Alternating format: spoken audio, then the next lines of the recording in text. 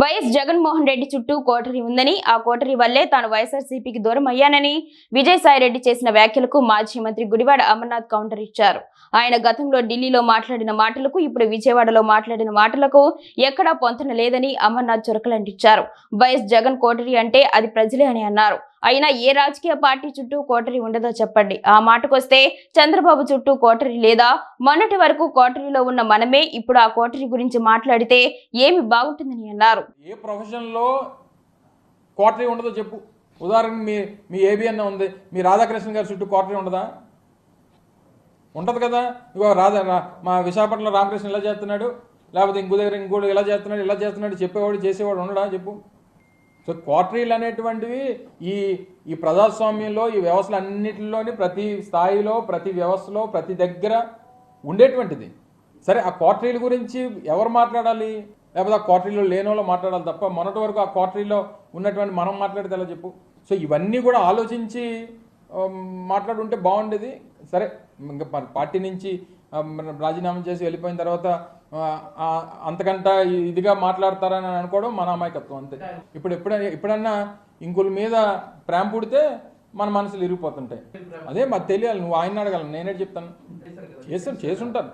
పార్టీలో పనిచేసినప్పుడు వివిధ హోదాల్లో, వివిధ స్థానాల్లో పనిచేస్తుంటాం.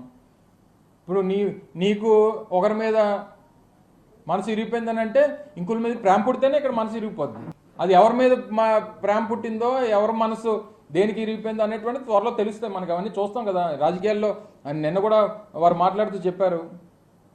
ఏం చెప్పారు? ఈ రోజు వరకు ఏ నిర్ణయం తీసుకోలేదు అంటే, ఈ రోజు అంటే నిన్నటి వరకే కదా. వైఎస్ఆర్ కాంగ్రెస్ పార్టీలో ఉన్నంతకాలం అత్యంత కీలకమైనటువంటి స్థానాల్లో వారు పనిచేశారు. సరే, వారు మాట్లాడినప్పుడు, ఢిల్లీలో మాట్లాడినప్పుడు నేను ఇంక రాజకీయం మాట్లాడదలుచుకోలేదు, వ్యవసాయం మాత్రమే చేస్తానని చెప్పారు. సరే, అలాగే అనుకున్నాం. మరి నిన్నటి పరిస్థితులు అయితే దానికి భిన్నంగా కనిపించాయి నాకైతే.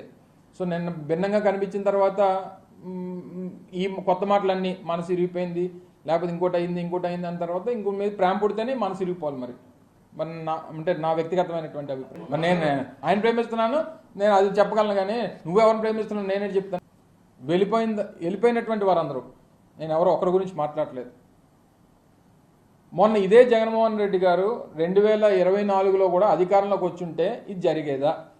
2024లో మళ్ళీ జగన్మోహన్ రెడ్డి గారు అధికారంలోకి వచ్చి మళ్ళీ రెండోసారి ముఖ్యమంత్రి అయి ఉంటే, ఈ గడిచినటువంటి 9 మాసాల్లో వైఎస్ఆర్ కాంగ్రెస్ పార్టీ నుంచి వెళ్ళిపోయినటువంటి నాయకులు వెళ్ళిపోయేవారా? వెళ్ళిపోయినటువంటి వారు ఈ రకంగా మాట్లాడేవారా?